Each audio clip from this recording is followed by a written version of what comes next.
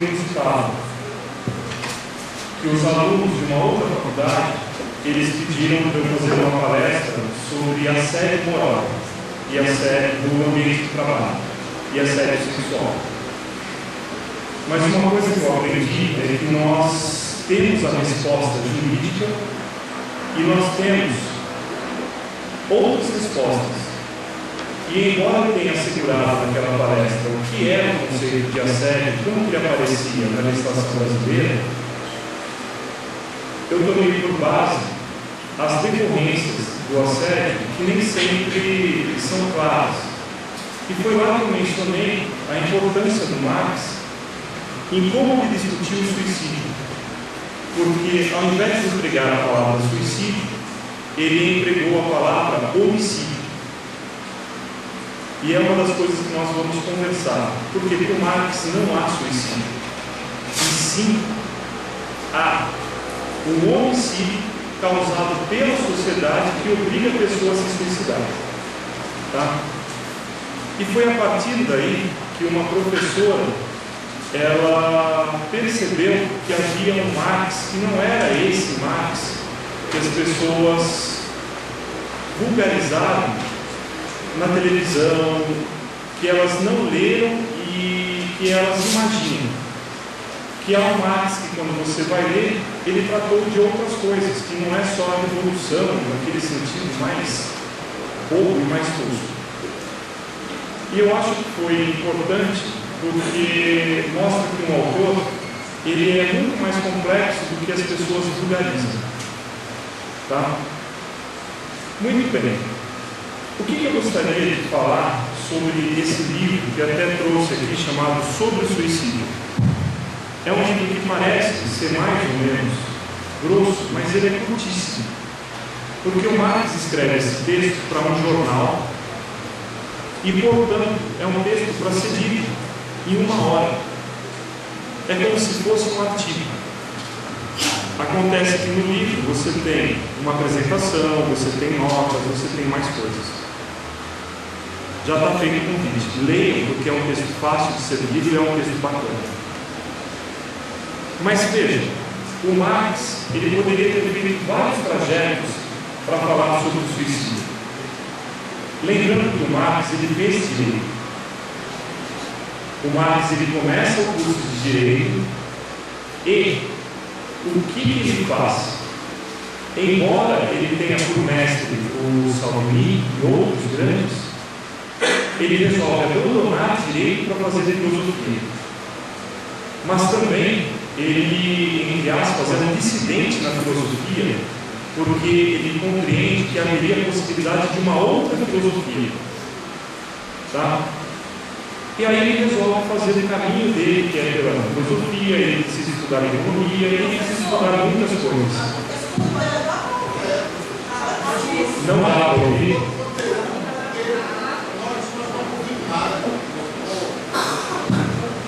Alô? Agora dá para ouvir? Bom, então veja, o Marx, ele navega pelo conhecimento. Ele começa o curso de Direito, mas vai fazer filosofia, e mesmo na filosofia, a filosofia que ele pratica é uma antifilosofia. Na verdade, é uma contra-filosofia. Para escrever sobre o suicídio, ele teria todas as condições de dar uma resposta tal qual se aprende na faculdade de Direito. O que é o suicídio? Se existe ou não justificação? O que recai a quem incita o suicídio? O que recai àquele que morre? Da qual pena que aquele que tentou se suicidar e não conseguiu cumprir? Aquele que se suicidou, se for considerado crime, que pena que a gente aplica? É meio difícil, né? A pessoa está morta. Mas veja, ele conhece a engenharia do direito para fazer isso. E ao invés, ele sugere um outro caminho. Ele lê um texto de um investigador de polícia que tinha como paixão estudar os suicídios. Vejam só, um investigador que teve que ver vários casos, colecionava aqueles casos que eram de suicídio. E esse homem, ele publicou um livro. O Marx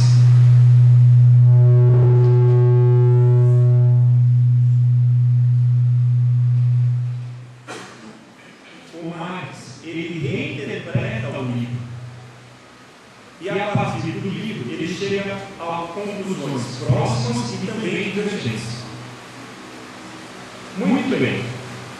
Uma coisa importante, quando você pega qualquer livro, é você ver em que ano ele foi feito.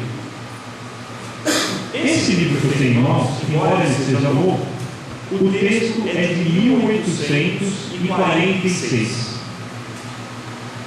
Quem é bom em história aqui? Para me ajudar. O que aconteceu antes de 1846 na França? A Revolução Francesa, que é 1990 até 99. Tá? Na verdade, 1789 até 99. Mas olha que interessante. Na Revolução Francesa,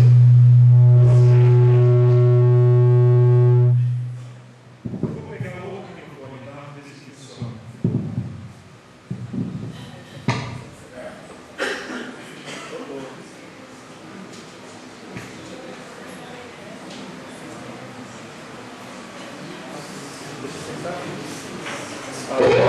Alô? Melhorou? 1, 2, 3. 1, 2, 3.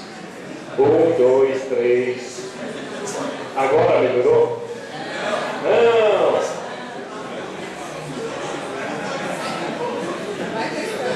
Enquanto não tem som, a gente faz malabares. Agora melhorou? Alô? Alô? 1, 2, 3. O pessoal do fundo, dá para ouvir? Mais ou menos? Bom, o colega estava mencionando a Revolução Francesa. E a Revolução Francesa... Alô? Tá. Fica na frente. Aonde? Aqui. Tá. Acho que a gente consegue te mostrar. Não tem problema. Deixa eu só colocar o meu celular no modo avião. Alô? Alô? Alô?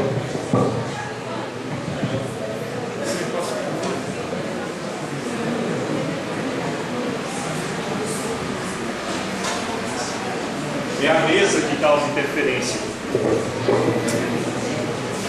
que ficar muito perto. Alô?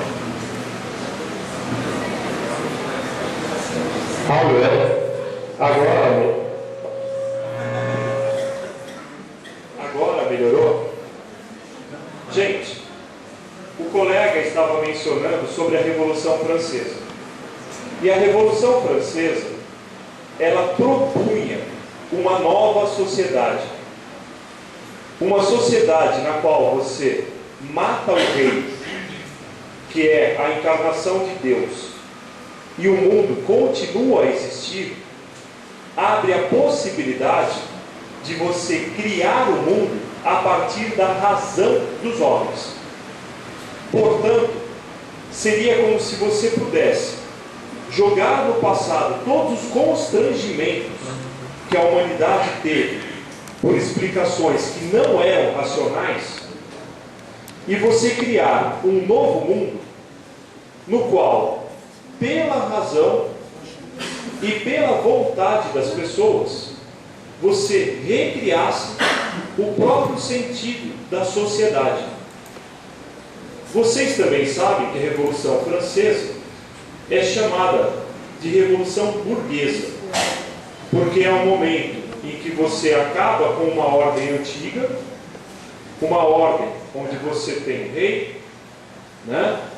uma ordem na qual você tem a nobreza, e você faz com que pessoas supostamente comuns, mas que tenham dinheiro, os burgueses, assumam um novo papel na sociedade. Tá? Inclusive com a ideia de trabalho, na qual, se você se esforçar e se você trabalhar, você ascenderia a classe dos burgueses. Tá? Se isso acontece 50 anos antes do livro ser escrito, o livro ele é escrito num momento em que não há o otimismo da Revolução Francesa. Na Revolução Francesa, todos acreditavam que haveria uma nova sociedade. Essa nova sociedade, ela de fato acontece, mas ela não é aquela sociedade de liberdade restrita que se sonhava. Algo parecido com o Brasil, quando você imagina 1988 e a ideia de uma Constituição. E passados 30 anos, as pessoas questionando se houve redemocratização ou não. Inclusive porque tem pessoas querendo a intervenção militar constitucional. Né? Mas é claro, uma pessoa que viesse daquele tempo para hoje, aquele momento era de otimismo. Esse momento, ele não é um momento de otimismo. Mas veja, o Marx ele parte de uma consideração. As pessoas, em 1850, 46 na verdade, elas ainda acreditam que o problema é a classe social. Por quê? Porque se você tivesse mais dinheiro e tivesse melhores condições, o suicídio não recairia sobre sua família. E ele fala o seguinte: não. É óbvio que o suicídio ele é diferente em cada classe social. Mas mesmo as classes que supostamente teriam dinheiro, teriam as coisas, também registram casos de suicídio. E aí ele vai usar esse livro para demonstrar. Tá? E a chave para você ler o livro é um conceito muito claro no Marx, mas que as pessoas se esquecem. O Marx ele considera que o que existe de moderno, criado pela Revolução Francesa, é uma coisa chamada sociedade moderna. E sociedade moderna não resolve os problemas. Por quê? Porque ao invés de empregar o termo sociedade, o termo correto é comunidade. Nós não criamos comunidade, nós criamos sociedade. E só para dar uma introdução ao conceito de sociedade, todos aqui são sócios. E embora pareça que o sentido é o mesmo, não é. A Cláudia, por exemplo, ela está por algum motivo. Eu estou por outro motivo, que pode ser o mesmo, mas pode não ser. Assim como tem um professor que está por outro motivo, tem um aluno que está por um motivo completamente diferente do colega ao lado. Todos são sócios na aventura do diploma, nem todos são sócios na aventura da educação.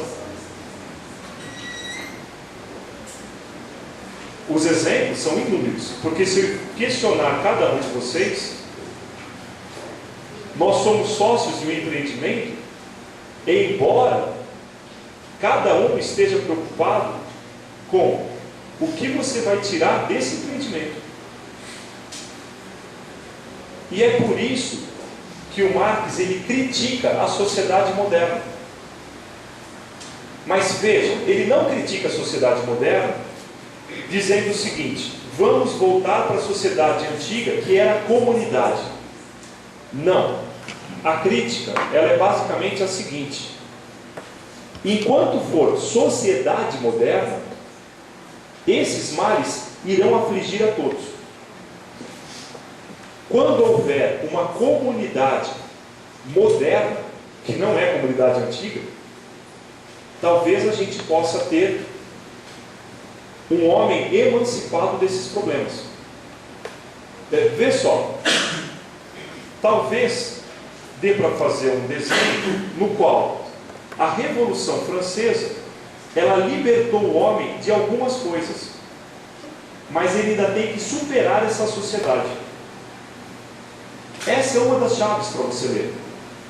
É você reparar que a palavra sociedade, embora ela pareça bonita, ela contém em si alguma coisa negativa. E que, portanto, a luta, às vezes, não é pela sociedade, mas pela comunidade. Muito bem. O que mais que há de interessante nessa obra? Eu fiz um PowerPoint que eu não vou projetar, porque senão eu vou apagar a luz e isso não vai ser legal. Deixa eu só me organizar aqui, baseado nele, tá? O Marx, ele aplica nesse texto o método dialético. E o método dialético ele vai ficar claro daqui a pouco. Veja só, as pessoas entendem que o método dialético ele é contradição. Método dialético é contradição interna e não contradição externa. Contradição externa, tá? É outra coisa. Contradição interna é, por dentro, você amarrar e costurar de outro modo. Veja que interessante. O Marx, enquanto pensador, ele não refuta o argumento das pessoas imediatamente. Ele apresenta o argumento para depois, por dentro, mostrar como que esse argumento está errado. Tá? Apenas para falar sobre o método, que é o começo aí da nossa conversa, vejam só. Ele coloca a seguinte frase: Madame de Sauternes tentou demonstrar que o suicídio é uma ação antinatural e que não se deve considerá-lo um ato de coragem. Sobretudo, ela sustentou a ideia de que é mais digno lutar contra o desespero do que a ele sucumbir. Vejam só, ele pega um autor e esse autor diz: o suicídio é antinatural. Tá? Além disso, quem se suicida não comete um ato de coragem e que, portanto, tá, deve ser recriminado, porque não é corajoso. Ele pega essa frase, mas a seguir ele desmonta a frase e reapresenta de outro modo. Eu posso ler para vocês o trecho dele? Porque eu acho que é um convite à leitura. Vejam só. Antes de tudo, é um absurdo considerar antinatural um comportamento que se consuma com tanta frequência. Veja, se o comportamento é frequente, então ele é natural. O suicídio não é, de modo algum, antinatural, pois diariamente somos suas testemunhas. O que é contra a natureza não acontece. Ué, é contrário à natureza? Ao contrário, está na natureza da nossa sociedade gerar muitos suicídios, ao passo que os tártaros não se suicidam. Vê, ele coloca o problema ao inverso. O suicídio constitui a base da nossa sociedade. Ele está dentro da sociedade. A nossa sociedade provoca ele. Muito bem. Pensem sobre isso quando se fala em corrupção. Faz um paralelo. Dá certo. Tá? As sociedades não geram os mesmos produtos. O que precisamos ter em mente para trabalharmos na reforma da nossa sociedade e permitir-lhe que se eleve um patamar mais alto? Veja, se a nossa sociedade produz suicídio e outras sociedades não produzem, nós temos que repensar a nossa sociedade para superá-la. Muito bem. Aí, ele também acrescenta uma coisinha, que eu acho que é uma frase bárbara. Não é com insulto aos mortos que se enfrenta uma questão tão controversa. Veja que interessante.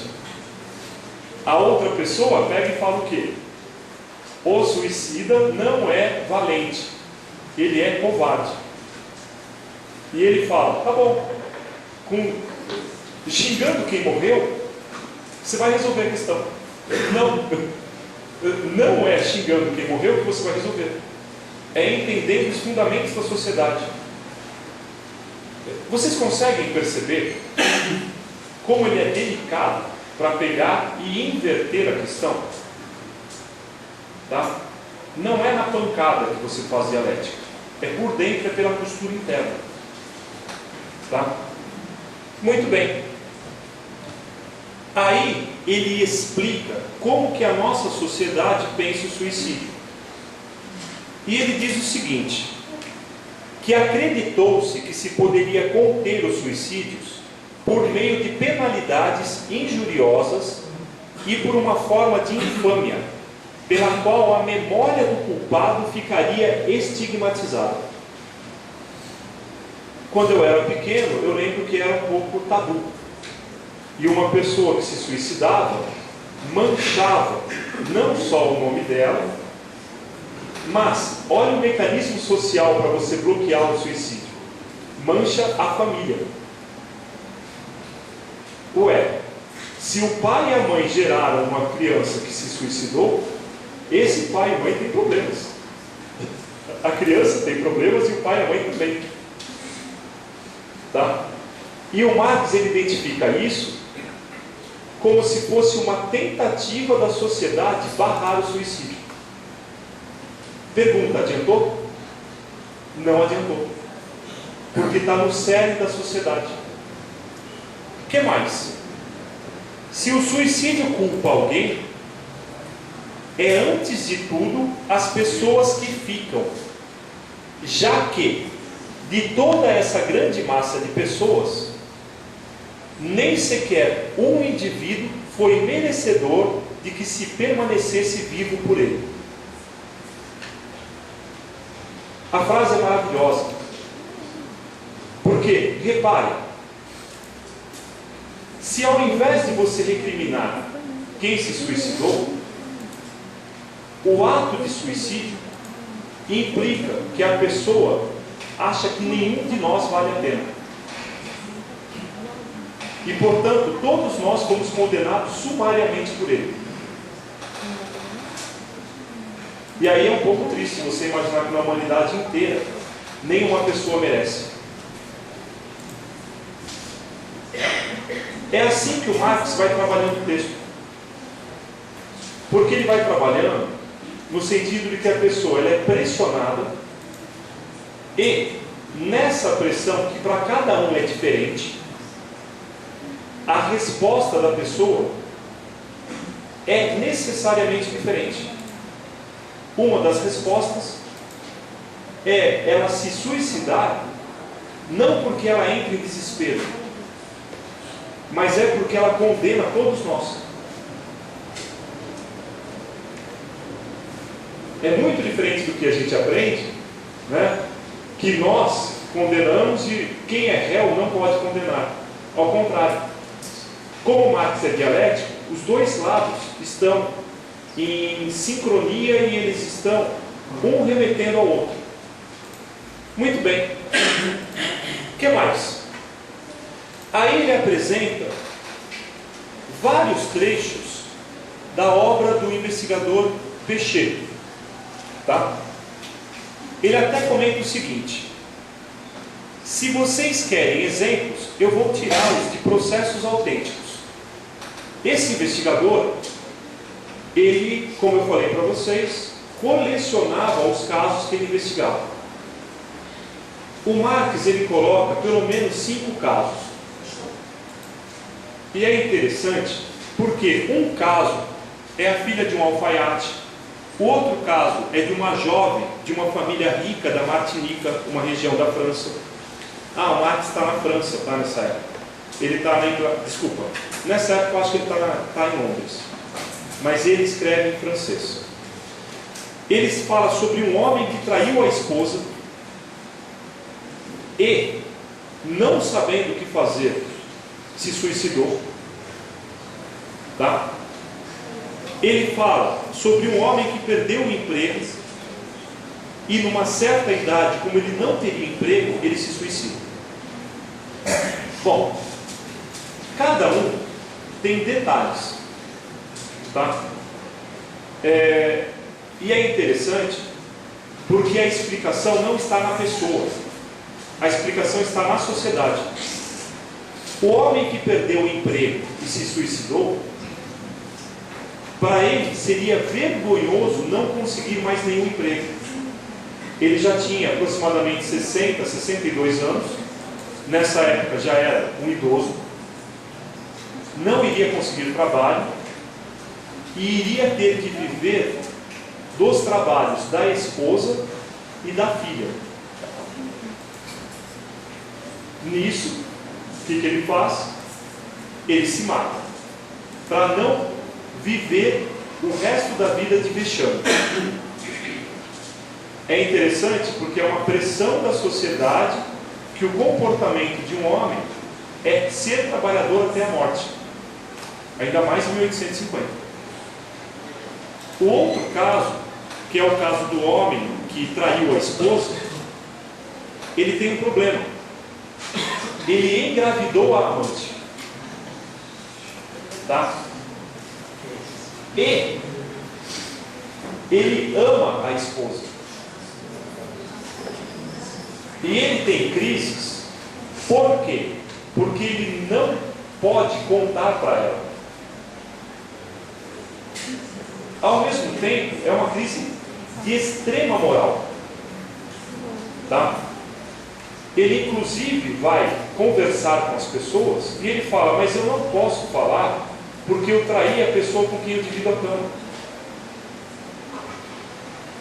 Ele recebe até conselhos: fuja daqui e vá para outro país. E ele fala: não é certo também abandonar a esposa. Ele não sabe o que fazer e ele inclusive comenta: eu tenho 2 opções, porque a conversa é com alguém que pode ajudá-lo a se suicidar, tá? Ele tá à busca de remédio para poder se matar, né? Aí ele fala: então, alternativa A, 2 mortes, alternativa B, 1 morte só. Não, porque a esposa, se souber, também vai se suicidar. Tem muita coisa que é da moral da época, tá? O interessante é o seguinte: as coisas acontecem. Não assumam que isso é antinatural. Antinatural é o tratamento que nós fazemos, tá? Ele também comenta essa jovem, filha de uma família rica da Martinica, tá? Essa jovem, filha de uma família rica, acontece um caso assim, muito esquisito, porque ela casa com um rapaz que tem muito dinheiro, mas ele tem um problema de sangue. Esse problema é como se fosse degenerativo. E o rapaz, que rapidamente ele envelhece, ele começa a ficar muito feio, mas muito feio. E ele que morava na cidade, passeava nas ruas, né, que todo mundo achava bacana, bonito, boa pinta, vai se tornando um monstro. Como ele tem dinheiro, ele sai da cidade e vai morar no campo com ela. Mas mesmo no campo, as coisas só vão piorando. Tem um momento que ele quebra todos os espelhos da casa, para que não reflita a feiura dele. No segundo momento, ele começa a ter crises violentas de ciúmes, porque a mulher é exuberante. E o Marx, ele trata do seguinte modo: os ciúmes é um desejo de propriedade do ciumento.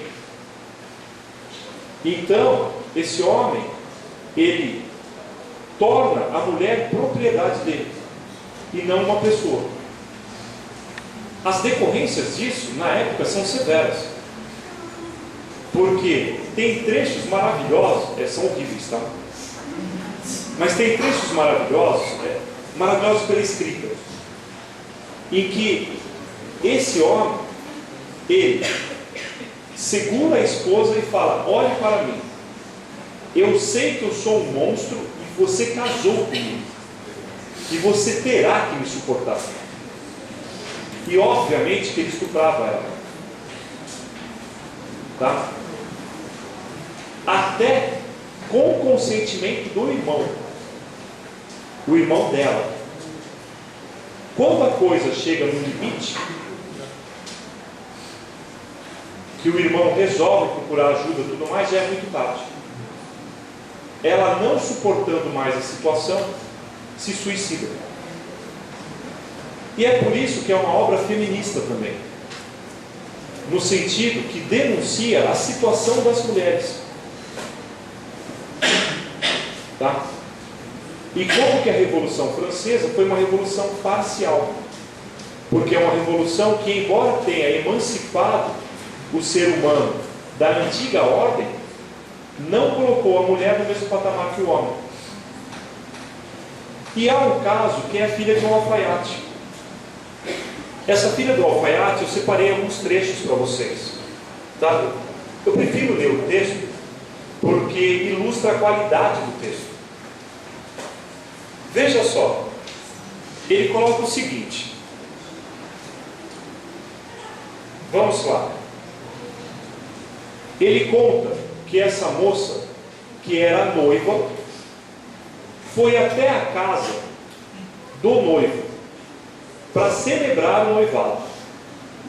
A carroça dos pais quebrou, e eles falaram: vá lá você sozinha, tá? E nós ficaremos em casa. Nós consertaremos a carroça para eles buscar. E a moça vai. E lá acontece uma festa em comemoração a tudo isso. Olha só o trecho. Bebeu e cantou-se.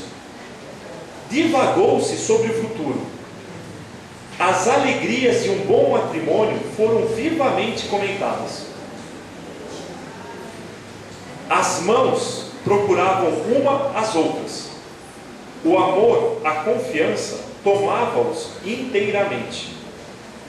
Além disso, considerava-se que o casamento estava consumado e que aqueles pobres jovens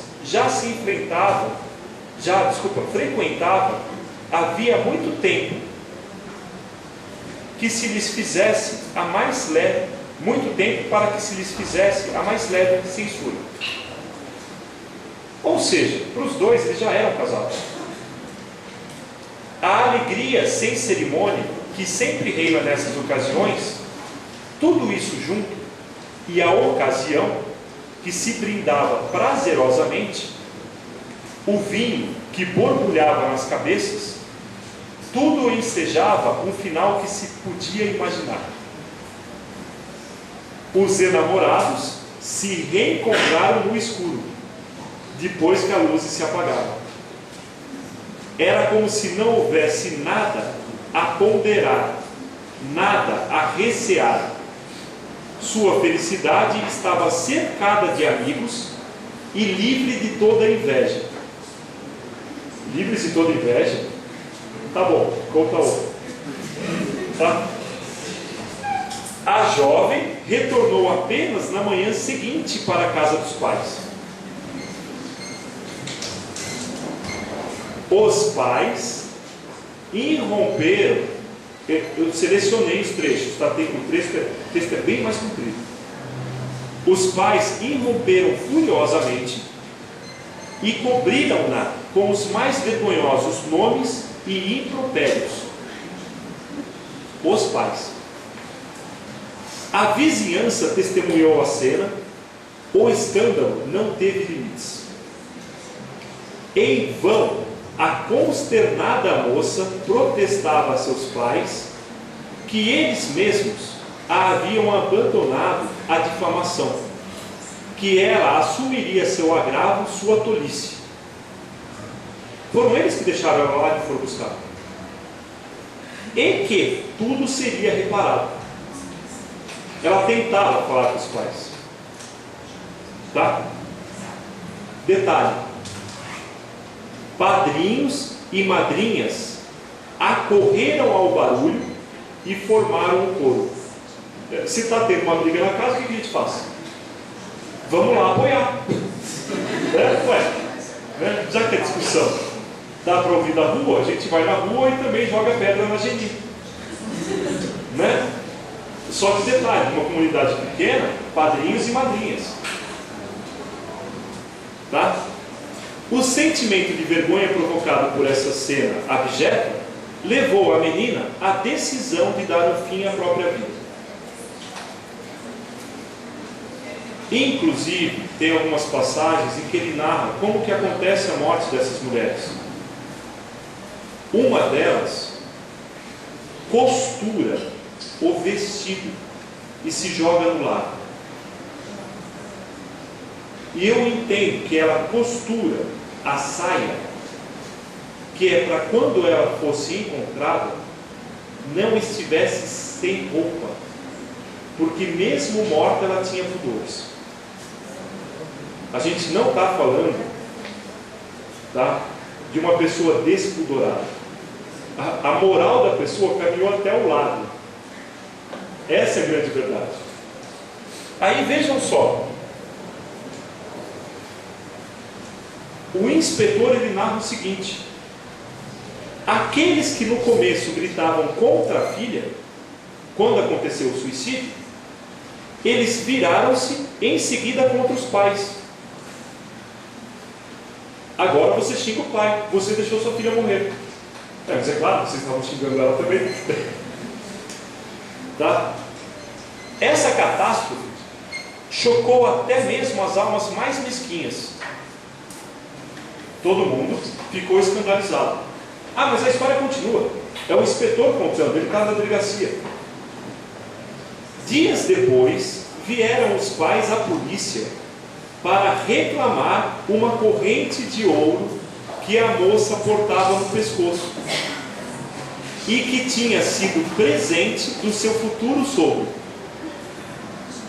Um relógio de prata e várias outras joias. Todos os objetos que ficaram depositados na repartição. Veja, ela recebeu os presentes, então foi pago, foi passado para outra família. Já que ela morreu, os pais dela, são herdeiros. Então eles foram até a delegacia pedir a corrente de ouro, relógio, as coisas que ela tinha e que são caríssimos à época. Tá? Aí, olha o inspetor. Eu não perdi a oportunidade de recriminar energicamente aquelas pessoas por sua imprudência e seu barbarismo. Eles reclamavam as joias da sua filha jovem. Eu lhes recusava e retinha o certificado que eles precisavam para retirar esses objetos da caixa. O inspetor, à medida que o tempo foi passando, ele identificava quem era o culpado pelo suicídio. Como ele não consegue transformar em homicídio, ele vai retendo os documentos que liberaria a pessoa para pegar os bens do morto. E isso ele faz várias vezes. É interessante porque é uma aula de como que funcionam as coisas. Você não pode por um jeito, você vai fazendo de outro. Tá? Muito bem. Vejam só. O Marx, ele aponta que todo suicídio, ele é, na verdade, um homicídio. Ele também aponta que o inspetor, não é nem o Marx, diz que descobrir que sem uma reforma total da ordem social do nosso tempo, todas as tentativas de mudança seriam inúteis. No fundo, o que o inspetor que trabalha na polícia descobriu é que a sociedade ela não mudou tanto quanto se esperava. Isso porque você estava na Revolução Francesa, logo depois.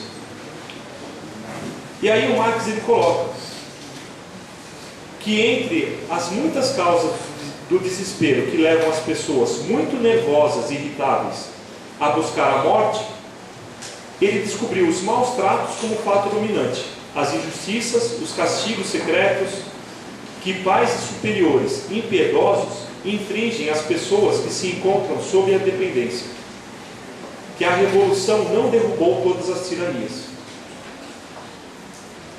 Como que eu interpreto esse livro? Eu interpreto esse livro como se fosse um livro de autoajuda. É sério. É um livro que, se uma pessoa está em dificuldades, eu recomendaria a leitura. Porque ele consegue fazer você entender que a dificuldade nem sempre é sua, mas é uma dificuldade decorrente da própria estrutura da sociedade. E que, portanto, não é uma coisa que está em você, mas está fora de você e contida em você também. Muito bem. Contudo, eu acho que é um livro que você precisa atualizar. Por quê? O suicídio ele permanece, mas os motivos se metamorfosearam. E aí o que eu fiz antes de vir para cá? Eu resolvi coletar na internet alguns suicídios recentes. Não aqueles mais espetaculares, mas alguns que estão na mídia. Um suicídio, ele aparece no site da UOL assim: estudante de 12 anos comete suicídio em Vitória após sofrer bullying na escola. Na escola, ele sofreu bullying, chegou em casa e se suicidou. Tá? Aparece até que as crianças fizeram uma roda ao redor do Oliver de Jesus dos Santos e começaram a hostilizar o garoto. Quando ele voltou para casa, ele se enforcou com o cinto da mãe. Tá? O pai já havia pedido transferência de escola, mas não efetuou a troca porque a Secretaria de Educação, isso, aquilo, outro. Muito bem. Pergunta. Vê como que é atual o texto. Quem nunca brigou na escola, apanhou e chegou em casa e você tinha apanhado e o pai falava: mas você é besta, vai lá e bate nele. É genial, porque é o seguinte: a pessoa ela já sofreu, e nessa atitude o que você tem é a inversão. Se você sofreu bullying, foi porque você deixou. Então vai lá e xinga ele também. É genial. É essa pressão que a pessoa se suicida. Tá? Porque você transforma a vítima em vítima duas vezes. Mas para a gente não pegar o exemplo da escola, tem um outro caso aqui de um trabalhador rural que matou a esposa e cometeu suicídio. Tá? Em Matão. Aí aparece o seguinte: um trabalhador rural de 49 anos matou a esposa de 32. A idade já dá um indicativo. Ele com 49 e ela com 32. E ele cometeu o suicídio nessa terça-feira num sítio na zona rural. Após a discussão, Walter Luiz atirou na cabeça da esposa usando uma espingarda calibre 28. O motivo da briga ainda é desconhecido. Tá? Em seguida, ele avisou os amigos sobre o que havia feito e se matou com um tiro na cabeça. Não tem muitas informações, mas se você pegar a estrutura que o Marx decifrou, você vai sacar rapidinho. Ah, existe uma coisa. Tem um autor chamado Jorge Bataille, que ele coloca que uma das soluções para o amor é a morte. Mas até que a morte o separe. Além disso, quando você mata outra pessoa, o seu mecanismo psicológico está preservando o amor que você tem pela pessoa. Porque dessa forma, a pessoa nunca conseguirá te trair. E, inclusive, você tem a expectativa de, após a morte, reencontrar a pessoa lá. Tá? Sim, você ama tanto a pessoa que, se a pessoa fala que vai se separar, então ela tem que ser morta. Porque aí o amor que você teve, ele foi verdadeiro, ele nunca pode ser falso.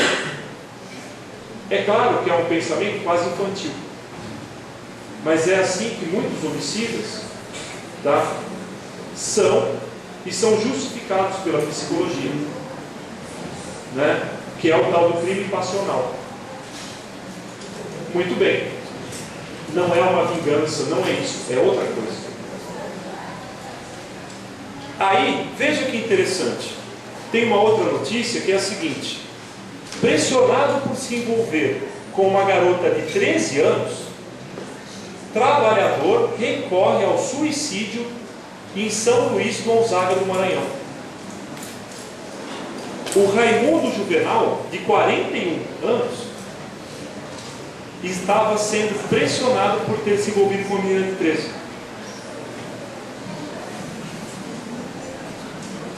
O texto ele narra que, com essa pressão, que inclusive a mãe fez, que ela iria denunciar ao Conselho Tutelar da Criança e Adolescente, ele, sem saber o que fazer, se matou. Tá? A coisa está ficando mais divertida, porque agora tem um menor, daí a gente fica, o que eu faço? É difícil, né? Tá? Mas veja, qual seria o suicídio moderno? O suicídio moderno, ele aparece da seguinte forma: metas enlouquecem o trabalhador.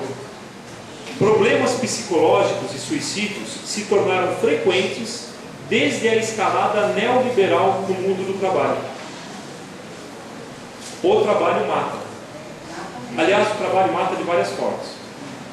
O trabalhador chinês, ele entra na fábrica, fica dezenas de horas e morre de inanição. Mas ele também mata porque a pressão do chefe, isso, aquilo, outro, faz a pessoa se suicidar. Ele também mata porque, se você não tiver um emprego, você não paga as contas. Se você não paga as contas, você enlouquece. Então, o que você faz? Porque falar que você pode largar o emprego é fácil, mas não nesse momento, porque você depende do emprego. Aí, gente, vejam só, existe em outro site o seguinte: o trabalho pode levar ao suicídio?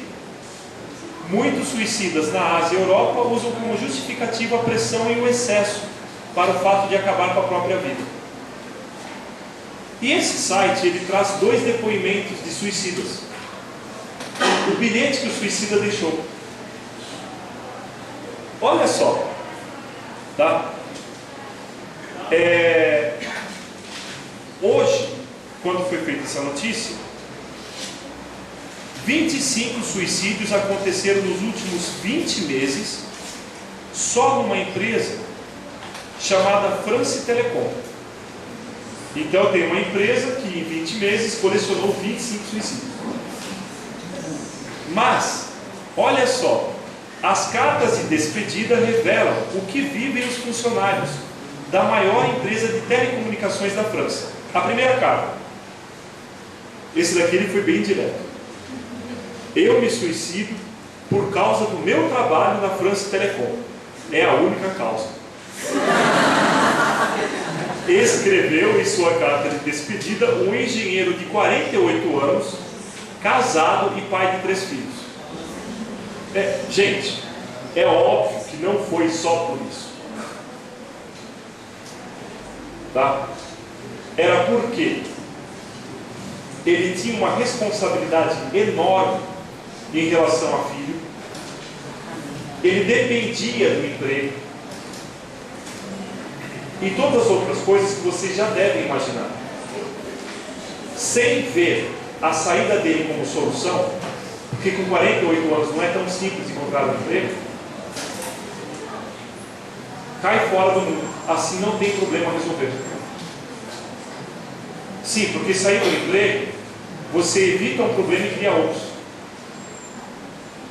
Tá? Também é fácil de você chegar em casa e dizer que vai sair do emprego quando outras pessoas falam para você, mas como assim? Tá? Justo agora, não pode. Aí a segunda carta. Outra funcionária de 32 anos escreveu ao pai pouco antes de se jogar pela janela do escritório. Tá? O meu chefe não sabe, obviamente, mas eu serei a 23ª funcionária a se suicidar. Ela tinha clareza, cara. Tá? Não aceito a nova reorganização do trabalho. Vou mudar de chefe e, para passar por aquilo que eu vou passar, prefiro morrer. Deixo no escritório a bolsa com as chaves e o celular. Levo comigo a minha carta de doadora de órgãos, nunca se sabe. Não gostaria que você recebesse uma mensagem desse gênero, mas estou mais do que perdida. Quero-lhe bem, papai.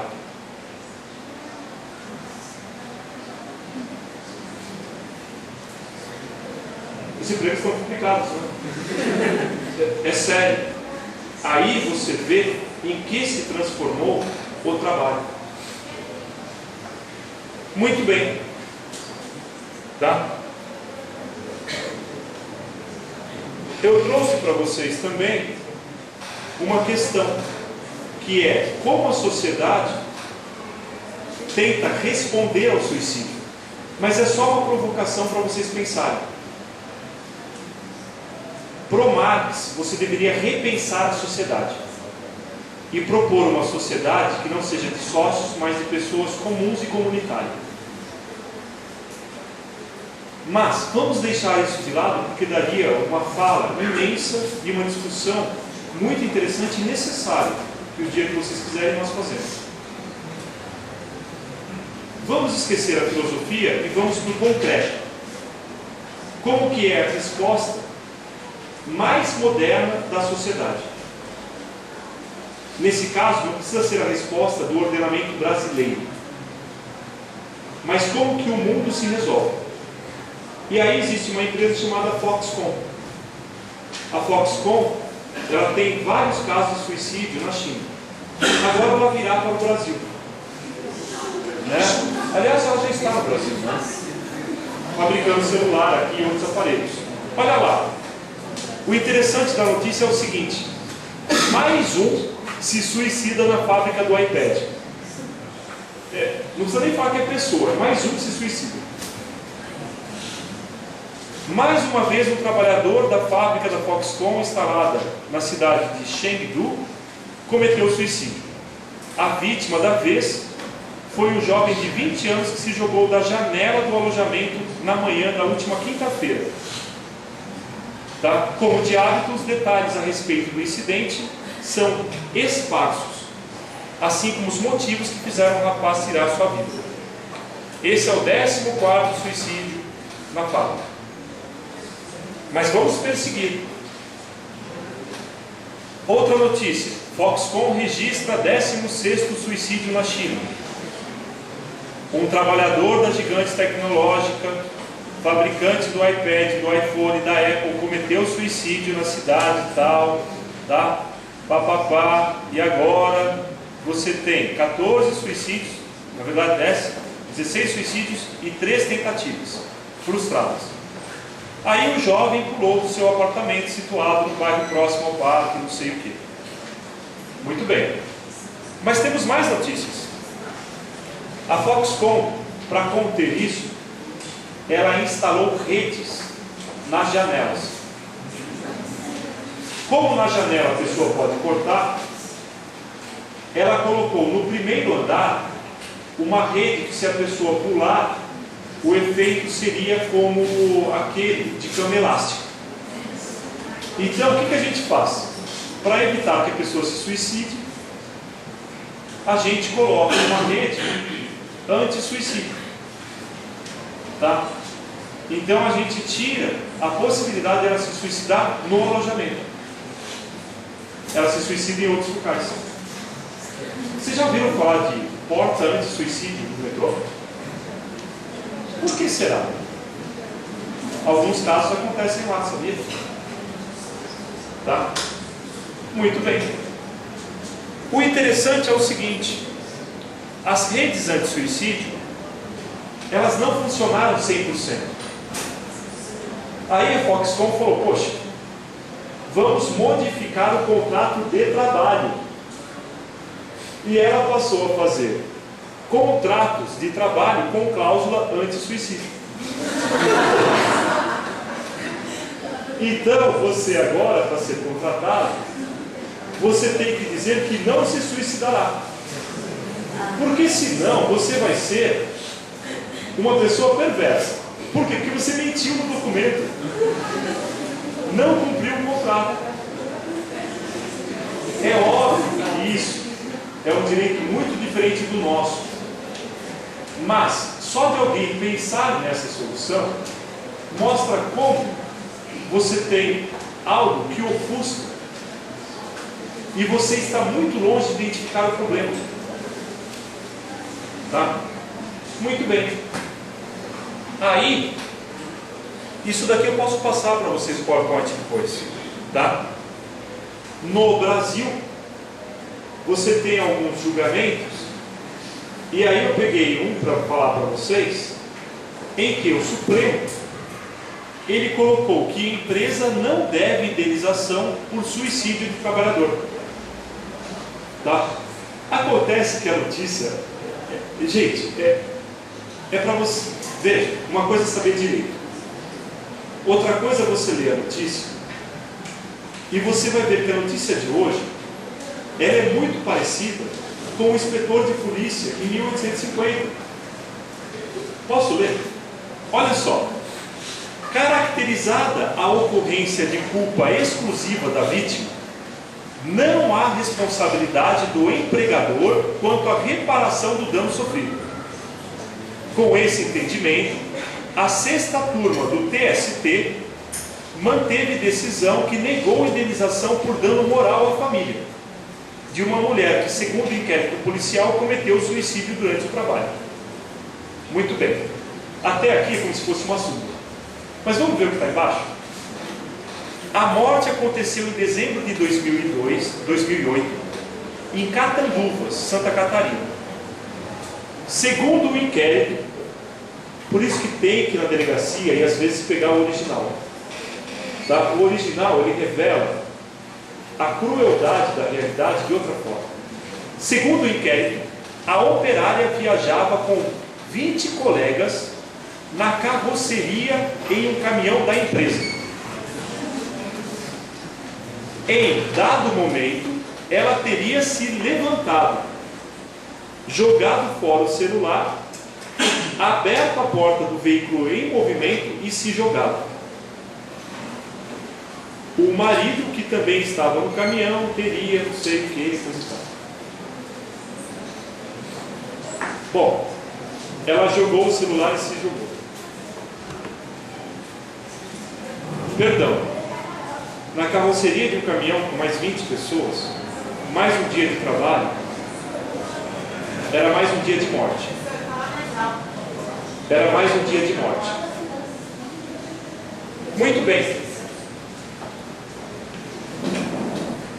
Aqui eu acho que eu mais ou menos concluo a minha exposição dizendo para vocês que o suicídio, mesmo sendo escrito em 1846, é uma obra que precisa ser lida até hoje. Ela precisa ser lida até hoje para você desfazer o imaginário do Marx que existe por aí. Não vou me estender sobre qual Marx chegou às pessoas, mas é encantador você conhecer o jovem Marx, que possuía ideias borbulhando sobre diversos aspectos da sociedade. E também não é para você concordar com o Marx necessariamente, mas é para você pensar de outro modo as questões, inclusive as questões jurídicas, porque aí você reconhece o instrumento jurídico aplicável e inclusive a sua incompletude para as questões que são de fato sociais e não jurídicas. Muito bem, o Marx para mim é um autor a ser descoberto. Além disso, é um autor que quando você lê, você deve sempre buscar a realidade, porque a realidade faz parte do método marxista. É por isso que o Marx ele é materialista. Na realidade, você vai ganhar contraste e vai ver a aporia que é essa sociedade. Eu comecei com um livro que é de 1846 e terminei com alguns casos que são novos. O Marx também tem por método, embora seja exaustivo, ele sempre trabalha de uma forma qualitativa. Não é necessário colocar os milhares de casos para você ver que o fundamento já está colocado em 3 exemplos, em 5 exemplos. Por isso que ele pratica uma ciência muito diferente do Durkheim. O Durkheim, ele não só tentava classificar, mas ele tentava enumerar e ele tentava controlar as variáveis. Quanto que os brancos cometem de suicídio, quanto que os negros cometem de suicídio, quanto. E aí é uma estatística que torna o trabalho extremamente robusto, mas não dá essas nuances que o Marx consegue, num texto muito sintético, expor. Tá bom? Eu queria terminar por aqui e aproveitar para a gente abrir uma conversa. Pode ser? Obrigado.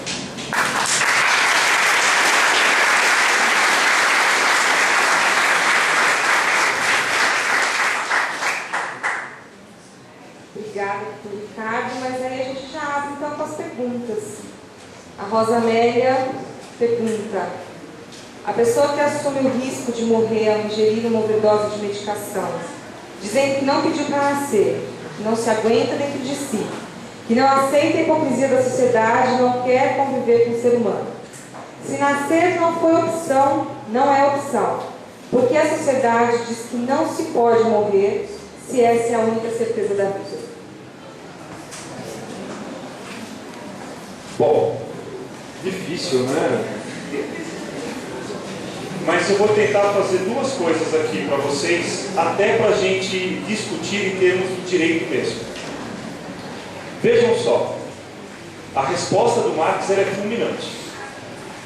A pessoa que escolhe o suicídio, ela desistiu de todos nós. E ela disse que nenhum de nós vale a pena e que por isso é melhor ela partir. Muito bem. Mas aí, eu acho que é uma coisa da solidariedade humana não deixar isso acontecer.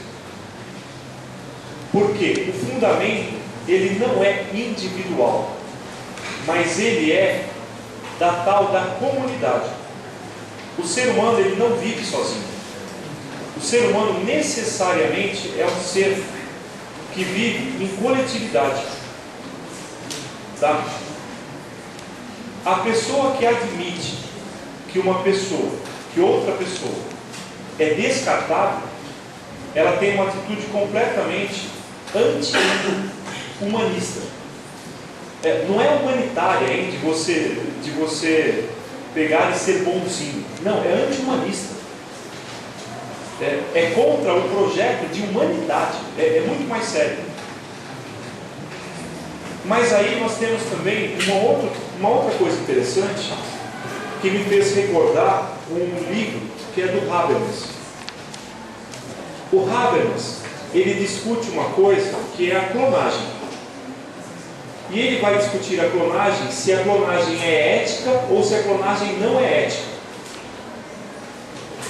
E é interessante porque ele diz o seguinte: a natureza, ela é imperfeita. E qualquer um de vocês é imperfeito. E é por isso que você é perfeito. Tá? Você não é 100% simétrico. E é por isso que você é ser humano. E é por isso que você é perfeito. Porque faz parte da natureza cada um ter suas distinções. E quando a natureza traz uma pessoa, ela traz a pessoa com as imperfeições, e é por isso que a pessoa se torna pessoa. A clonagem e a possibilidade de você ter um ser humano criado em laboratório eliminaria as imperfeições. Portanto, o ser que nascesse, ele teria todas as suas características determinadas por um cientista. Não é na roleta da vida da natureza. O cientista escolheria todos os genes. Por isso, o cientista teria responsabilidade sobre quem ele trouxesse. E ele fala que no limite, se a pessoa criada em laboratório cometesse, na sua loucura, um homicídio, o cientista deveria ser culpado por uma transferência de responsabilidade, porque ele permitiu a geração de uma pessoa com problemas. E é assim que o Habermas resolve a questão de você não poder eticamente fazer, por um lado, a clonagem, ou a seleção, manipulação genética, e por outro lado, a tal da natureza, que admite essas coisas, tá? Que são uma grande roleta, um grande cassino. Muito bem, mas nós temos uma briga incessante contra a natureza, tá? É uma briga incessante mesmo.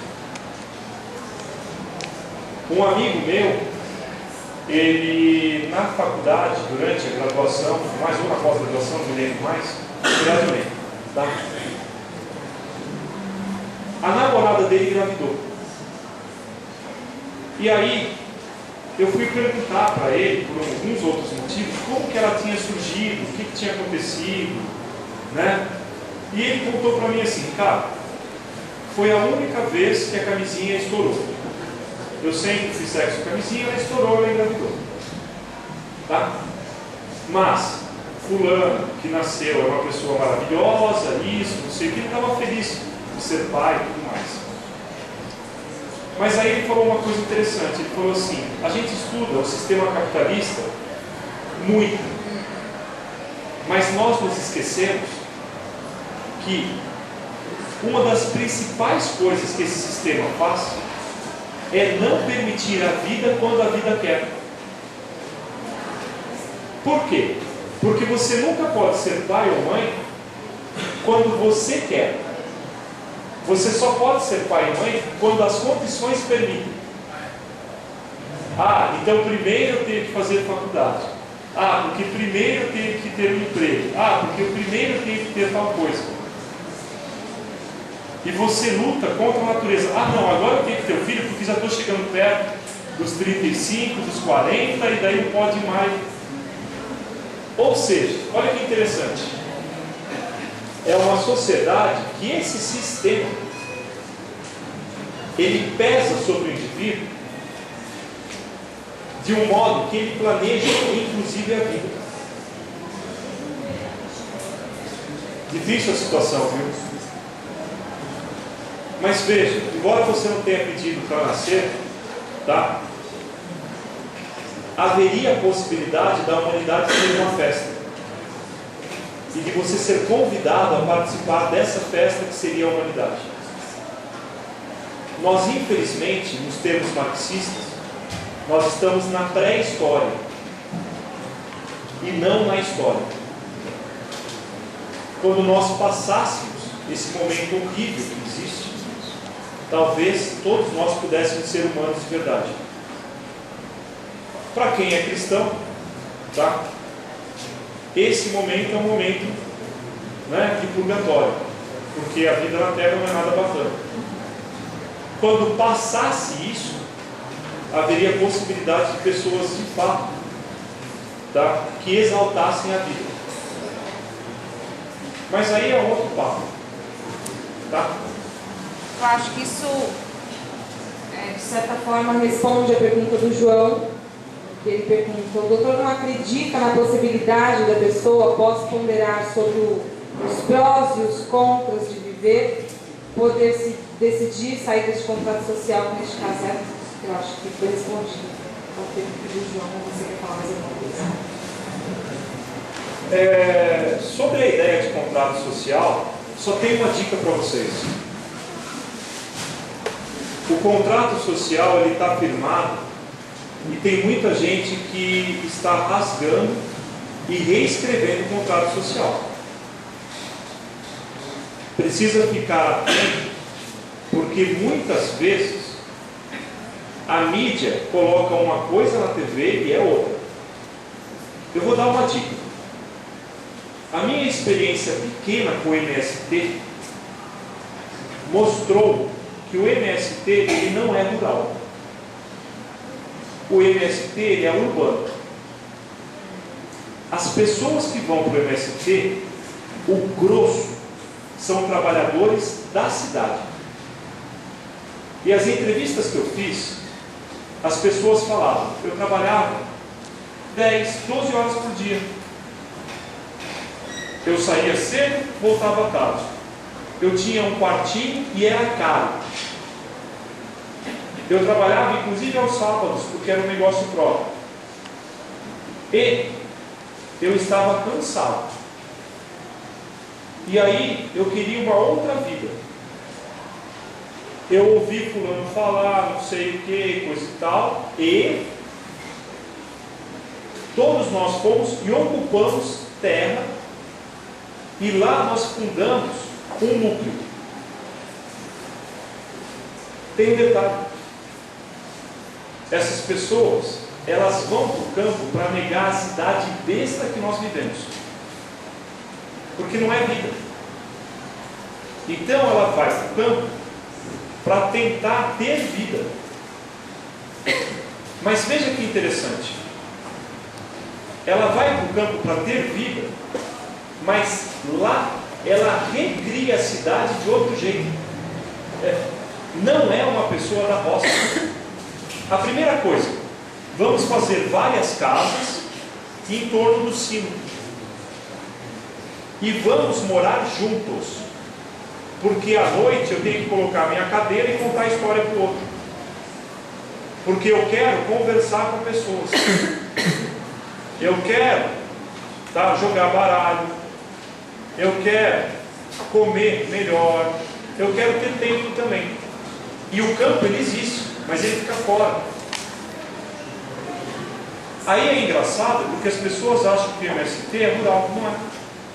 Ele é urbano, e quando ele vai para o campo ele reproduz cidade, mas como uma cidade que nega a nossa cidade.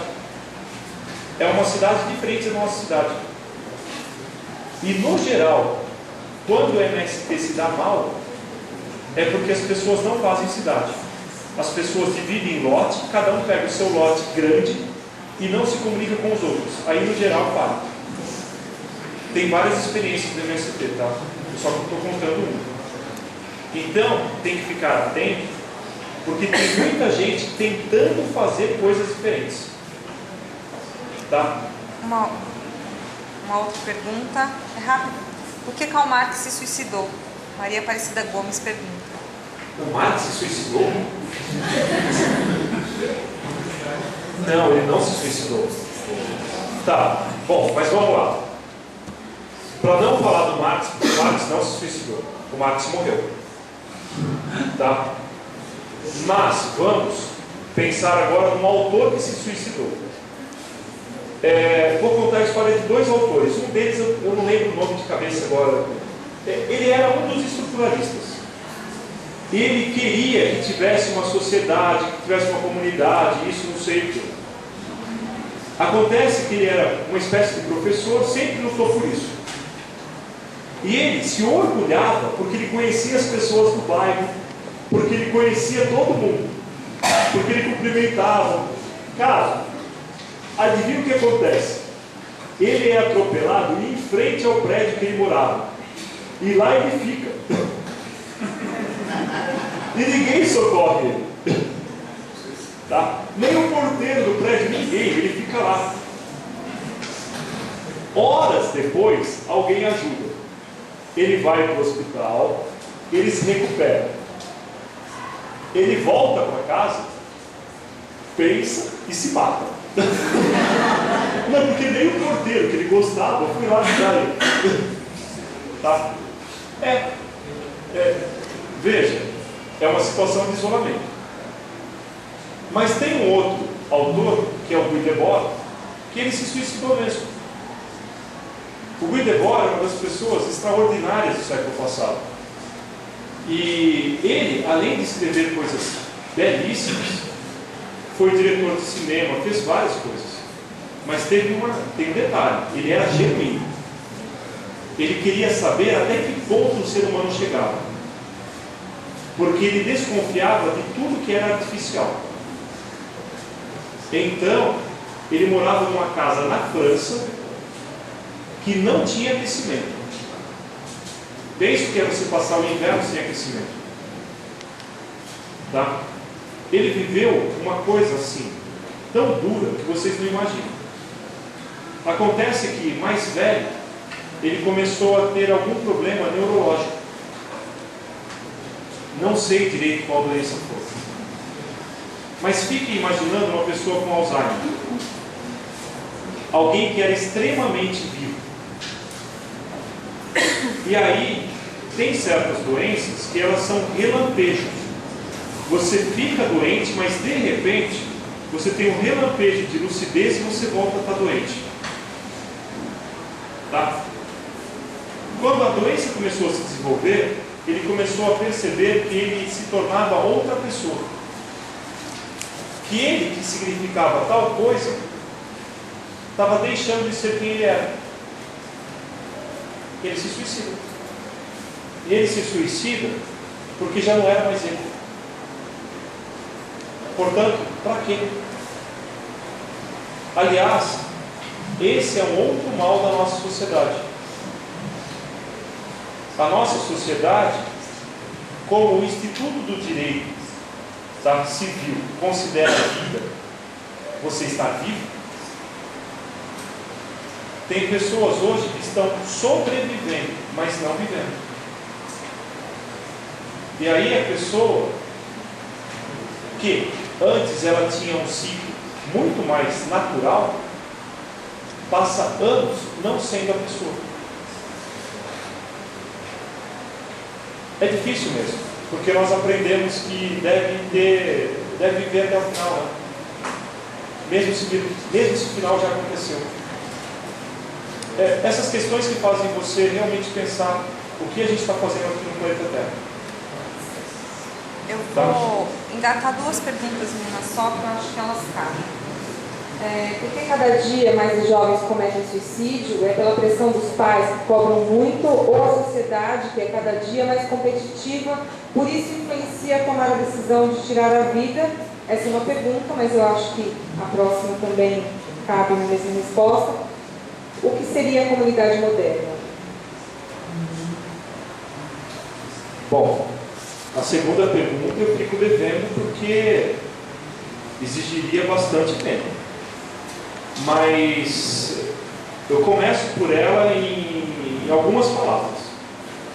Seria você pegar tudo que a humanidade criou e subverter para que fosse favorável às pessoas.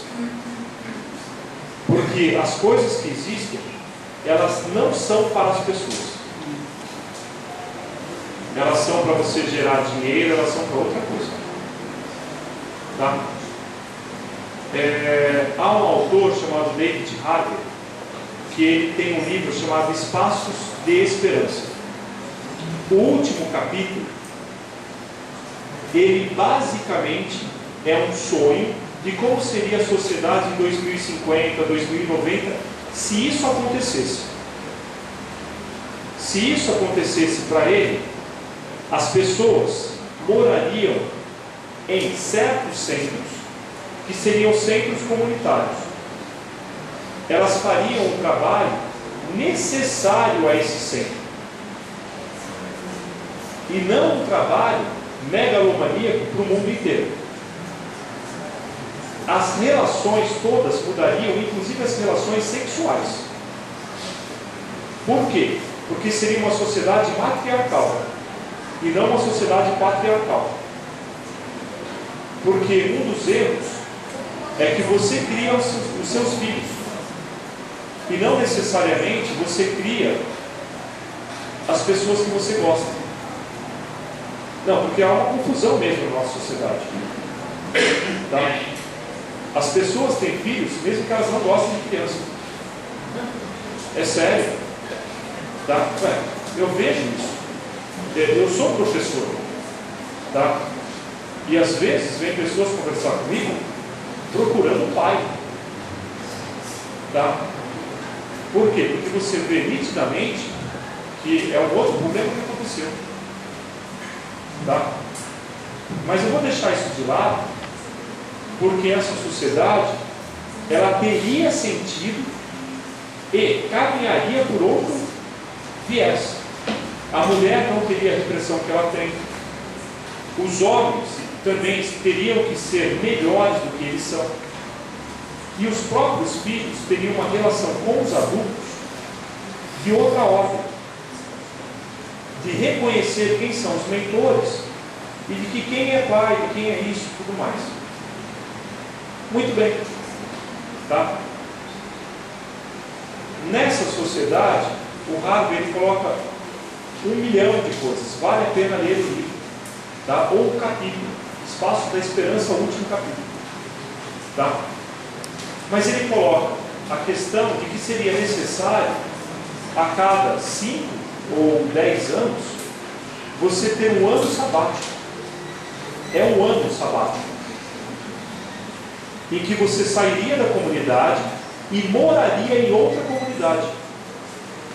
Para ensinar as coisas que você aprendeu na sua e trazer as coisas da outra. E é uma sociedade que ela institui a necessidade de você ter atividade e não o trabalho como obrigação. Porque é preciso educar pessoas, é preciso ensinar. Trabalhar não necessariamente. Tá? Vocês sabem que fizeram já muitas coisas que eram necessárias. Não pelo dinheiro, não. Eu teria que perder muito tempo desenvolvendo várias categorias. Fica o convite para ler esse texto, que não é uma resposta, mas ajuda a abrir a cabeça. Tá bom? A outra pergunta, qual que era mesmo? Por que os jovens têm cometido suicídio? Você acha que é por pressão dos pais ou pressão da sociedade mesmo? Talvez porque o jovem seja mais inteligente do que as pessoas mais velhas. e eles tenham descoberto, tá, algumas faces da sociedade.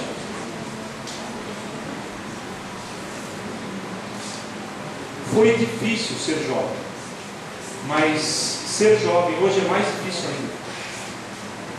Se por um lado, ser jovem hoje, você tem escola, que nem sempre nós tivemos, você tem acesso a roupa, boné, sapato, essas coisas. Por outro lado, a minha geração, por exemplo, via sentido em crescer, se tornar adulto, inclusive em trabalhar e transformar o mundo. Será que isso chega para o jovem hoje? Qual o sentido que o jovem tem em se tornar uma pessoa grande, inclusive parecido com os adultos? Aí ele descobre que não é tão legal.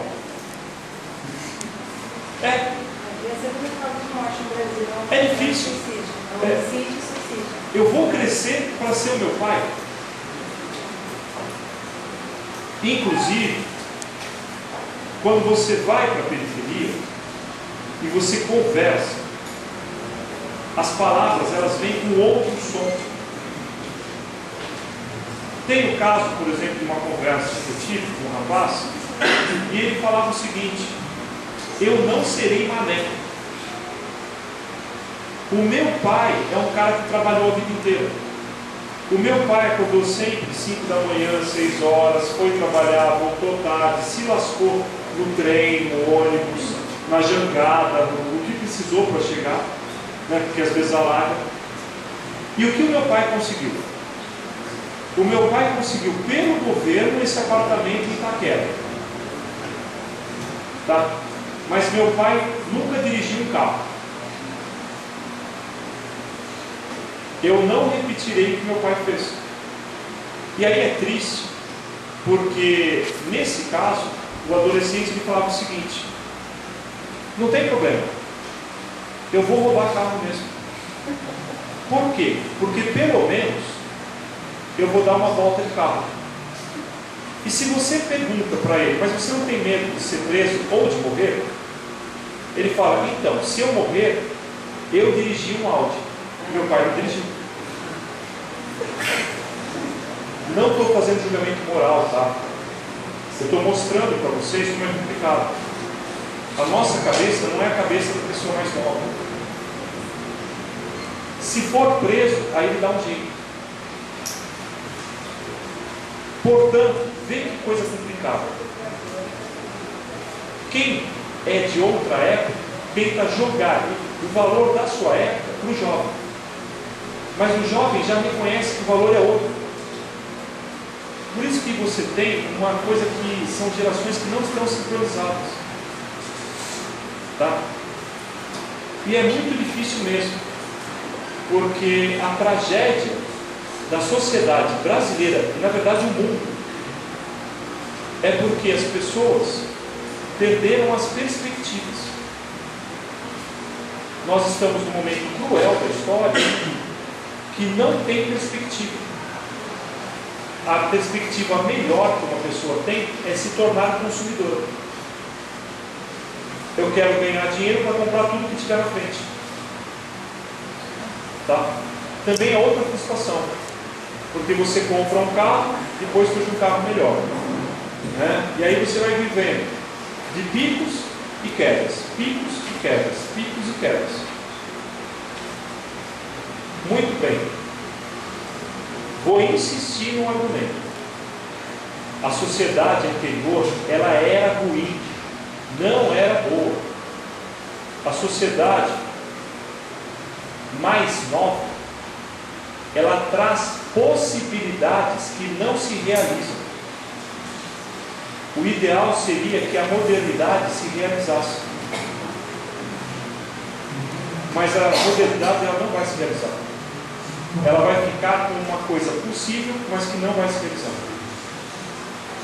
Tá? A gente pode discutir qualquer coisa que vocês queiram. Casamento eu posso discutir. Tá? Quer discutir propriedade, dá para discutir. E dá para discutir como existe a possibilidade, mas não se realiza. Existe a possibilidade hoje, pela medicina, pelo direito, por N coisas, de você se realizar do ponto de vista sexual.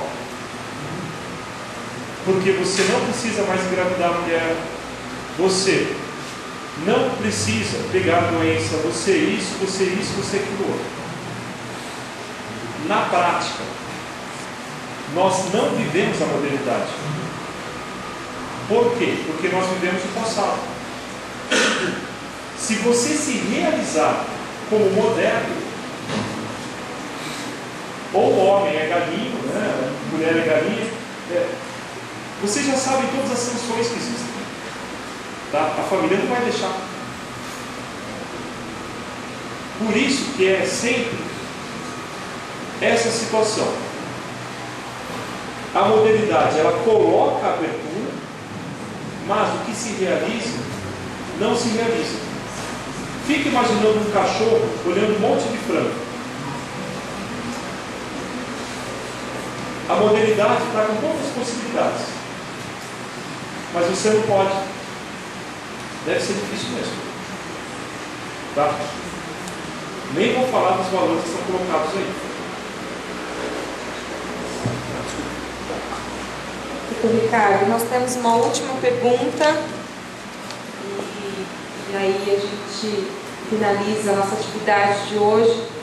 Se eu me suicido e junto levar mais pessoas, eu me torno um suicida terrorista ou um suicídio em conjunto?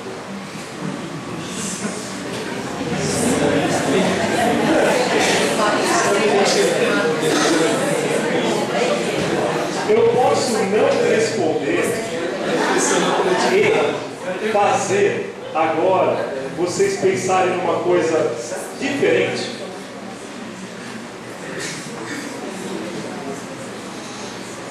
Coloquem a pessoa que está levando outra junto como homem-bomba. Vamos assumir o terrorista. O terrorista, ele é extremamente cruel na nossa lógica. Qual é o problema do terrorista?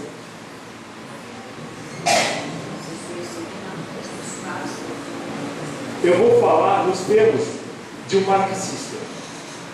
O problema do terrorista é que ele não permite que a sociedade se vingue dele.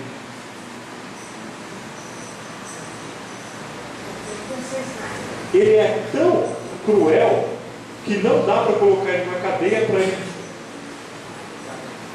Quando você percebe isso, é genial.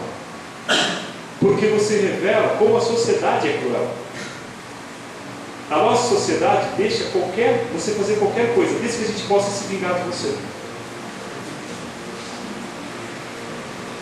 Aquele que não permite a nossa vingança, ele se torna duplamente, triplamente cruel.